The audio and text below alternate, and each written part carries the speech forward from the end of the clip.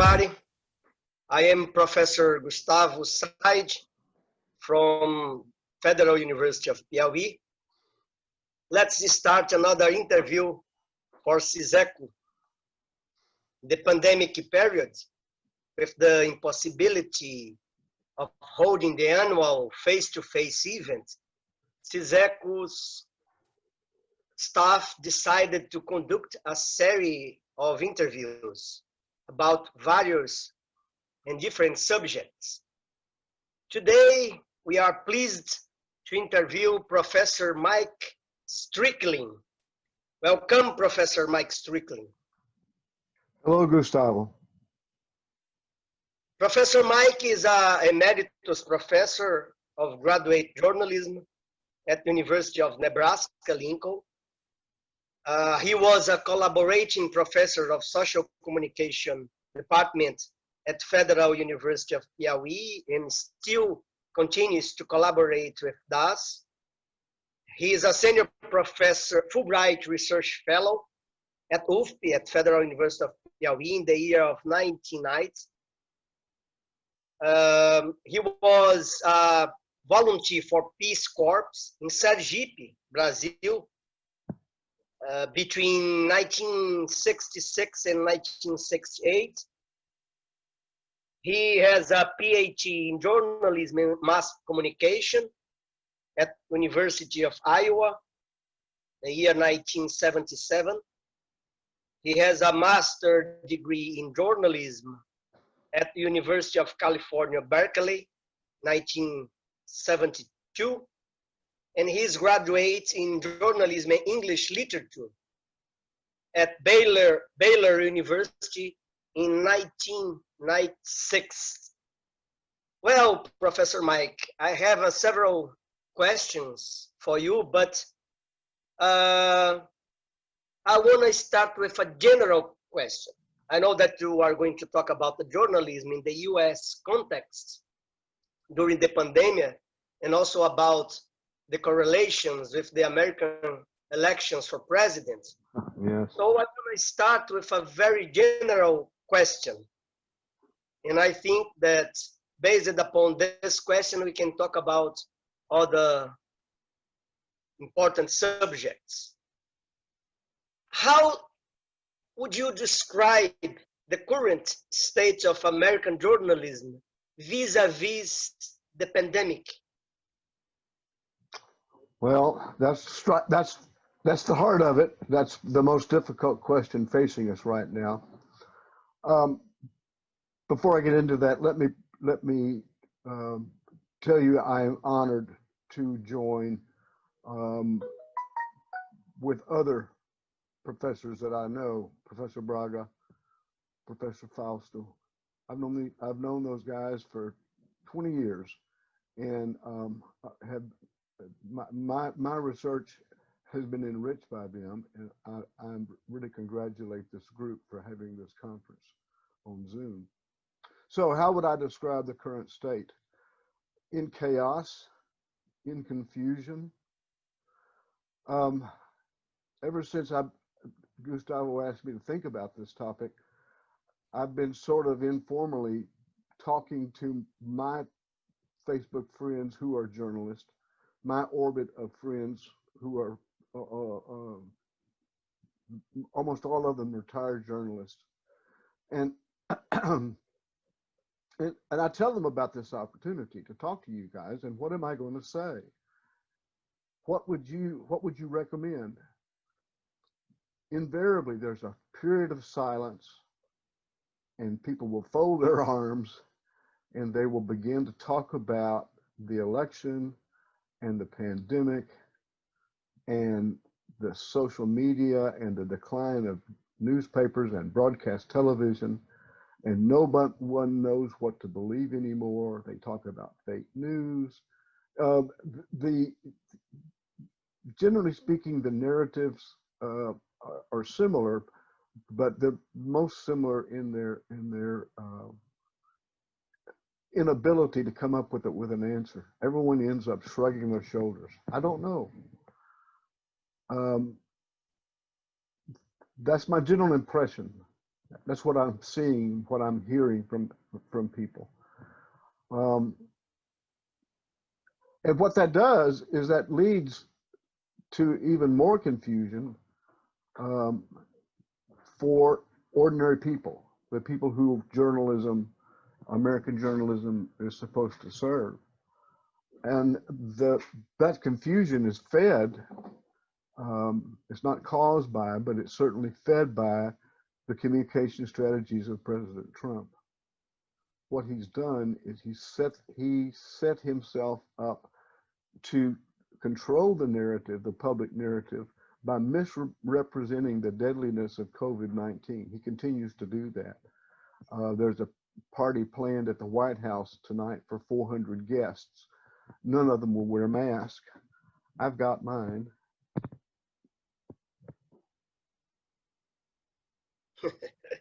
Nice. And I use it. I hope you see what I'm trying to get at here. Is that we've reached a situation where we're in a journalistic context, the journalists themselves are confused and scratching their heads. What do we do next?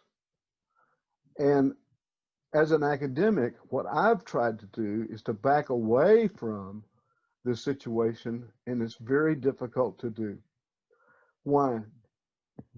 It's like standing in the intersection of two major highways, the pandemic intersecting with the elections, and then subsidiary economic lanes and financial lanes and social media lanes. It's a very complicated situation, and one finds oneself, if you're not careful, in the middle of that, dodging traffic from all these different directions. It's very difficult to, I think, to see understand what's going on. So what can you do? You get a drone and you get above it. And that's what I've been trying to do in this situation. Well, I have a comment about your answer, Professor Mike. In fact, we are in a very complex situation, and it is chaotic. Don't you think there is also a crisis of mediation in the era of social media? I mean, oh, I understand perfectly. I mean, we don't need journalists anymore, and it's a governmental strategy. Write this down. What I'm going to say next is important. The internet, with all of its consequences, includes the following. It evens the playing field. It takes away the levels of authority that we've been able to depend upon, because it makes me as an individual, I can use the internet to find out, why does my elbow hurt? So I have now placed myself in the position of being where the physician or the physician's assistant should be. And when I go and see them, I can say, well, wait a minute. On the internet, they said, let's do that. Yeah. And you're not doing that. That's wrong. You see the chaos? Now that happens millions of times a day. We have to think in that scale, Gustavo. There is no mass communication anymore, but there is a mass public, and there is a division in the public square, the public space, that I think I've never encountered it before. It's largely it's symbolized by President Trump. Regarding this crisis, would you say that American journalism is failing in its role of covering the news? Yes, I think they are, and I first began thinking about the failure of covering the news in Brazil. The jornada, remember the jornada, and Yes. everybody went to June. That's right, in June. What I saw in that, I learned a couple of things. Number one, television pictures at night with fires and dark figures moving back and forth look the same, whether it's in Rio or Teresina or Rondônia. They all look just alike, and they still look just alike. Whenever we see them come out of Portland, Oregon, we live very near Portland, it's the same images, it's the same feeling. And it dawned on me that what the journalists were doing was trying to cover news events as if they were unique and independent of the others. And you can't say that. You cannot assume that anymore. Instead, you've got to think about it in some kind of a larger context. And in the current situation in the United States, there has, the closest we've come to it is also subject to Trump's influence, and that is his attack on science, where he attacks the scientists, the very ones that work for him. Mm-hmm. And his tactic, as you well know, is to accuse you of doing what he's already doing.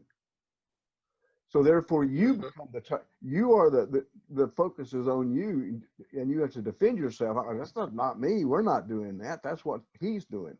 And he can come back and say, "No, you liar! I've got the proof that you're a liar." It's a false narrative. Mm-hmm. So false news, you see, false news falls under that category. Well, the American journalism does not know what to do with false news. They don't know what to do with it, because their job has traditionally been to report what Senator X has said, even though what Senator X has said is all false and lies.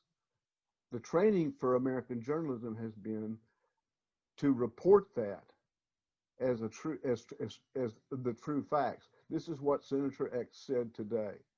He said, blah, blah, blah, blah. You see? Well, with an ethic like that, you know, to print what he said, to broadcast what he said, we act as a megaphone, you know, alto-falante, the megaphone for his message. And that places us in a position for the American, and I see this consistently, the American public thinks that the American media are all liars. We're all liars. And you can't trust the doctors because they're in it for the money, or the nurses. I mean, the false narratives here, there's so many of them. It's like a plate full of spaghetti, and you just pick out any one of them and they're just poisonous. I think there's a philosophical discussion about the concept of truth. Yes. If you consider the situation right now in the US context and also in Brazilian context, we will see that the truth is in crisis. The science truth, the journalism truth. Yeah. How do you see this? How can we link this kind of philosophical discussion with the, you know, a lot of fake news and false narratives in journalism? How can you, how do you comprehend this? Well, we can still be a reliable source, but before I come to that, the larger question for me during this, you know, as this situation has evolved, has been, how can I get above the fray? Can I find a place in philosophy, for example? Can I find a place in communication theory, for example, that will help me stay above the fray you know, not take sides. I'm not a fighter in the ring, nor am I the referee. I'm outside the ring. That's hard to do in a situation like this. And what I did was simple concepts like the opinion leader, very old 1940s concept. It's now on Amazon. They monetize it. It's now, they're called influencers. On YouTube, they're called influencers. And I don't know the exact working technical definition of those, but that is, if you will, the social media's response, or a response to the social media, is identify the opinion leaders and follow them. Recognize them, put them up where everybody can see them. Okay. That relates to an even more basic way of thinking for me, and I'm relatively recent to this, and I don't claim to be a scholar of the area, but Michael Bakhtin's theory of dialogism immediately comes to mind. You and I have talked about that. We've written papers on dialogism, and dialogism, for my purposes here, there's one part of it that I want to draw attention to, and that is what Bakhtin calls I for me. I for me. He purposely, I think, did not call it self. He didn't want to get confused with the self-psychologist, and I can appreciate that. Anyway, the I for me, and then the other. In dialogism, the dialogue, external or internal, is between the I for me and the other. Now, that's a very idealized way of thinking, very idealized. And he made no mistake in doing this, but he focuses our attention on the positive attributes and qualities of the dialogue, the process of dialogue, you know, what is going on there, and who the participants are. Well, what happens whenever you have a situation whenever the other is giving you false narratives, when they are a false friend? They're not a true friend, they're a false friend. But I, for me, I make a judgment about that other, and if I make the mistake of selecting the falsehoods of the false friend as being true, that changes the I for me. And the I for me then is going to act in a different way. And whenever I try to use that kind of a thinking, I can begin to understand how my childhood friends, you know, my kindergarten friends, how they can think so differently than me. They do it because what I see as false facts, false narrative, they have accepted as true narrative. And in order to do that, they have to reject what I think is true, what I see as true facts. They see what I'm doing as based on false facts. Now, that's all bad enough, but whenever you add another theoretical thing to this, and it concerns journalism directly, it becomes even more difficult as a thinker to proceed. And that is this: the public is being confused by these conflicting messages that are being issued by traditional sources. So journalism is trying to report social disorder when the real disorder is a cultural divide. Let me say that again.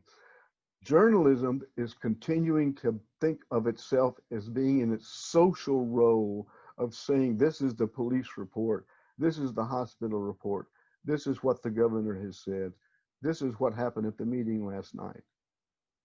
That's all aimed at improving social order. And journalism is treating this as being disorder in that context. But the real disorder is it's not about about the society. It's a divide in the culture. And the culture, as you may remember, is a much deeper matter than society. Society and culture are not the same things. Culture is about moral values. It is about morality. It is about the values that are Beliefs. associated with that. Creeds, exactly. And you know, to answer the question, what does it mean to be a Brazilian today? To really answer that question, or what does it mean to be an American today? To really answer that question, you have to really you have to dig into your cultural roots to talk about that, you know. Well, I'm an idealistic journalist when it comes to ethics. I taught ethics for over 20 years. And one thing I can tell you is that the more ethical you are as a journalist today, the less chance there is you're going to be heard. You brought to our discussion very important and interesting theoretical elements. And it seems to me that you said that Bakhtin's theory of dialogism does not directly address false narratives. That's right. Is it true? As near as I can point tell. of view. I'm not a Bakhtin scholar. Certainly there's people who are in your group that will know much more than I. But from what I have read, he implies he's an idealist. He sets up the ideal situation. You know, the I for me can be very complicated, but it's pure, and the other can be very complicated, but it's pure. And so that's the system that he proposes. Now, he was no fool. Obviously, he knows that bad people will use communication to their advantage. In other words, he understood manipulation, and clearly he understood the idea of false narratives. I'm just saying that his theory does not give us much guidance on what to do when you recognize a false narrative, a false friend. And I think that's the kind of open question that this group might be interested in. You know, what do we do in the face of falsehood? What do we do? Yeah. I know you have been a scholar worried with, the study of the theories of communication, Professor Mike. For a long time, you have been teaching theories of communication. Yes. And nowadays, the old theories cannot explain our chaotic and complex world. How do you analyze this? How do you think the theories of communication can help us to understand what is going on? Well, the situation helps us understand the theories. You see, these are situations where the theories were never pretended to know anything about it. The only thing that really holds true still is the old who said whom to what in what channel, all the way back to Wilbur Schramm. You can still ask those questions. And with the big data mining capabilities that are obviously out there, you can have a million of those little connections and you can analyze them. Now, what you would get out of that, I don't know, but I can certainly imagine there are not many technical limitations to being able to take that sort of a project on. I don't want to do that. I don't want to count the number of mentions, but somebody might want to do that. What to turn it back to your question? Mass communication as a theoretical proposition has deteriorated to the point where it's no longer a useful concept.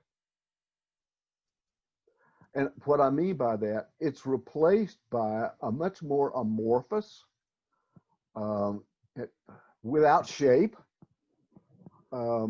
thing that we put under the heading, the label social media. Social media is a mysterious beast in the jungle, and we see, You know, it's like the Yeti, you know, it's the wandering around in the forest, and we see his footprints, but we ain't seen him yet. Or what we've seen is a blurry picture.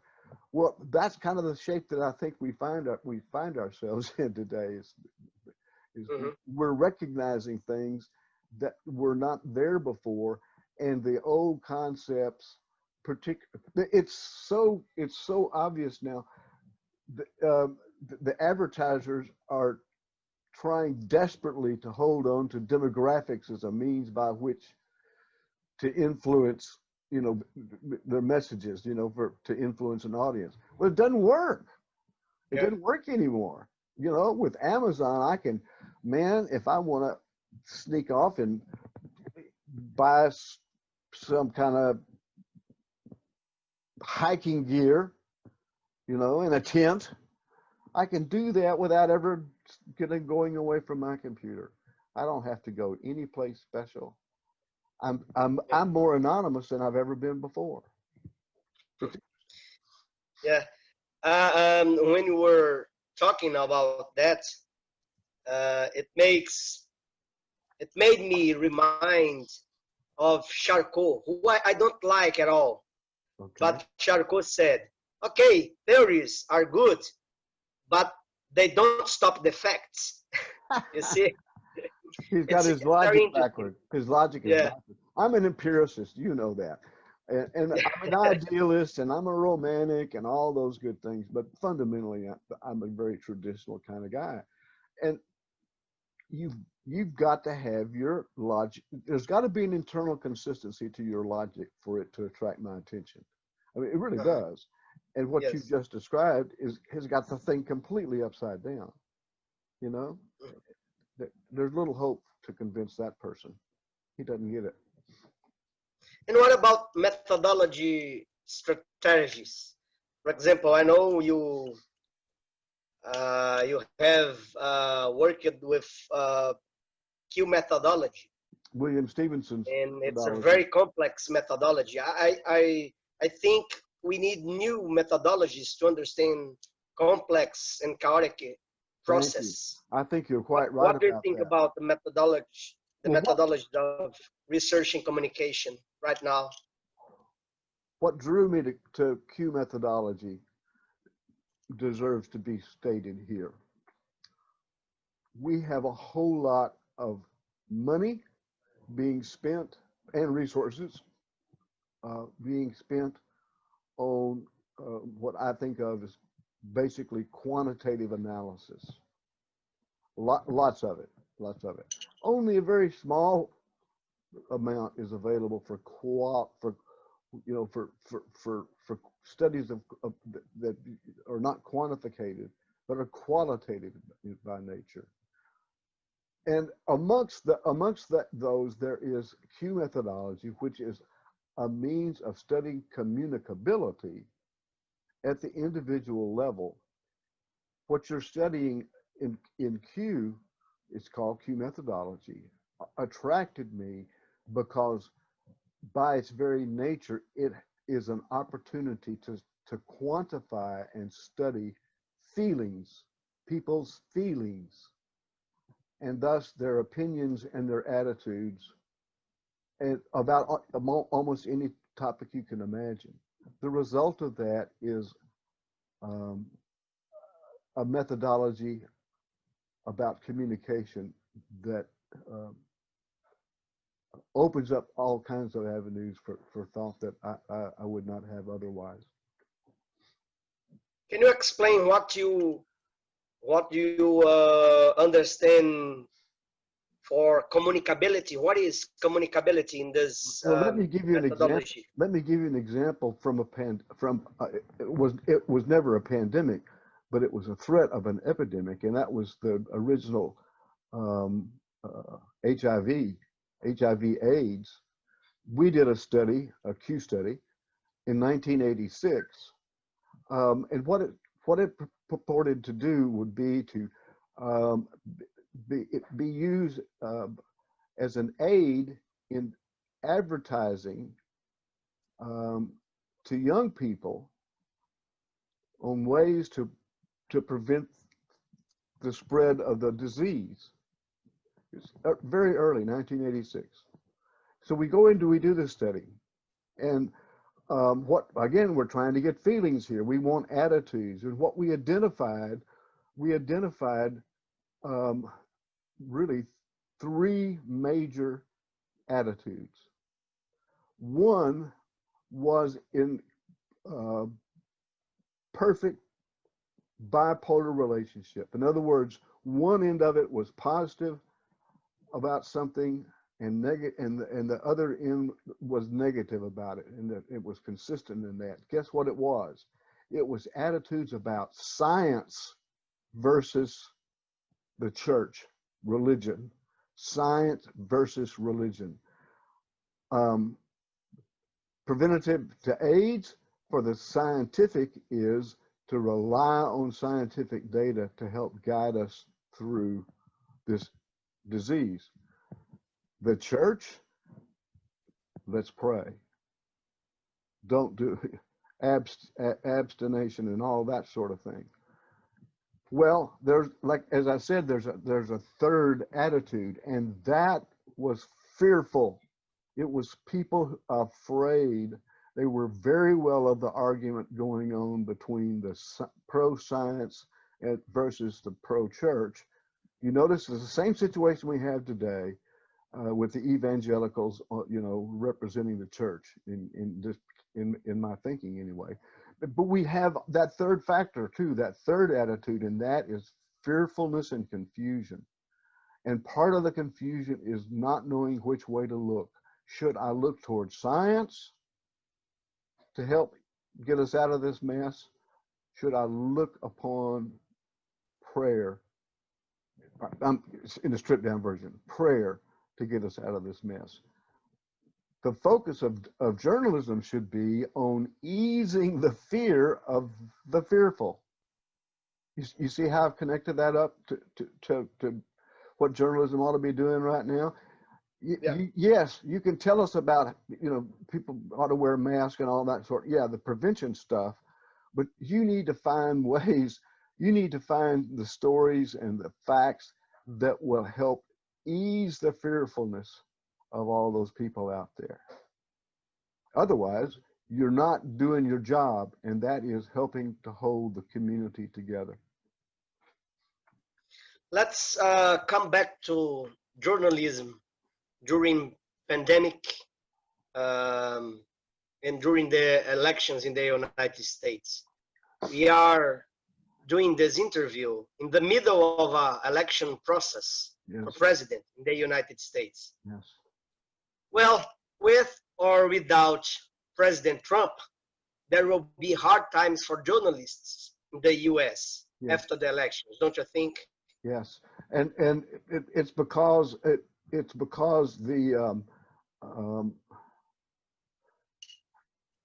financial aspects of journalism are in such deteriorated state that there's just not enough money to keep the newspapers going. Remember when we went to Salt Lake City to yes. that convention? What a lovely place that is. They have 2 daily newspapers. They announced last week that they're going to cease to publish on paper. There will be no more printed newspapers there. Now, I think that's largely a symbolic gesture in one sense, but it also means that they don't have to run the press. They don't have to buy the paper. They don't have to pay the truck drivers. You see what I'm saying? It is taking out an entire organ from the body of what used to be journalism. So that's for newspapers. The broadcasting is even worse. There is a single man, he's an ultra conservative. He owns 500 radio stations in the United States, 500 radio stations. And they had the same message on every single one of them. He came out of nowhere, but he's got more reach. He reaches a larger audience every day than CBS. Mhm. It's amazing. There is also a crisis of local newspapers and local media. Well, there is another it's not an organization. It's actually, I think it's actually owned, it's got stockholders that's just started that now owns 1,300 local newspapers, small daily, you know, and weekly newspapers. They in effect, they're taking over that that space that was once the local newspaper, you know, owned by a local family and all of that. That's going away. Well, this 1,300 newspapers are printing the same news in all of these papers. They're industrializing. You see what I mean? It's an industrial model. You know, yeah, I understand the Ford is different than the Chevrolet, but underneath they're a lot alike. Well, I think it will be very difficult to understand what is going on with journalism. It's true, and you know, I strayed a little bit. Let's come right back to the topic here, and that is the pandemic. After the election is over with, the pandemic is going to continue, and all the scientists are saying, prepare yourself. It's going to be worse. It's going to be much worse. My neighbor, she is on the service staff at the hospital near us. And she helps keep all the rooms clean. And she's a very important person over there, you see, to keep the rooms clean in the hospital is an essential job. Anyway, I asked her, how are things? And she said, everybody's tired. See, they've been doing this night and day since January. They've been doing it 9 months, Gustavo. They're all tired. And there's no prospect of an end of that, you know. That's really frightening, and I think that the American journalism after you know, as the election is over, will return directly to the pandemic, and I hope that they do a better job of easing the fears of so many Americans. And you talked about the President Trump's strategies to control public narrative by misrepresenting the deadliness of COVID-19. Yes. Do you think we will need time to solve all the bad things are going on because of that? Oh, yes. Oh, you know, you've read this phrase in English about the American troops in the Middle East to win the hearts and minds of the population. Of course, it's just that's completely absurd, but yet the bureaucrats use that phrase. They really believe that they can do it, and they try to measure it. Well, the truth of the matter is nobody has ever won the hearts and minds. One gives one hearts to a lover or to a political ideal, but it's something that you give. It's not something that is placed upon you. If it's placed upon you, it's a yoke. You see. So we live in that. It's not the eye of the storm. It's not a hurricane. It's the intersection. It's where all of the stuff is going on. The traffic will ease with the election, but the pandemic is going to get heavier. That would be what I see. It's going to get heavier and heavier. And I just don't know what's going to happen. The number of deaths goes up every day here nationally. The number of new cases is going up every day. It's been doing that. You know, you've seen those curves. They're very dangerous curves. They're very dangerous. Well, to end our conversation. I hope I was not too dreary. No, it's very interesting. What do you expect media to do from now on? I know it's a very complicated question. I think it's going to. I think that we're going to see new trees in the forest. I think that there's going to be new kinds of journalistic opportunities. I think that they're most likely, they've all got to be financed. You got to, you know, that's the world. You've got to pay for it. Where's the money going to come from? How will it be put together? One of the models that's being talked about seriously here is the National Public Broadcasting model, which is a membership. It's freely available, but there's a membership that you can buy, and you get benefits for that with that membership. It works. It has proven to work for over 50 years. Maybe some version of that will arise, centered on an influencer. You know, as I understand it, there's several in Brazil, individuals that have 500,000 subscribers. You know, that read their stuff every day.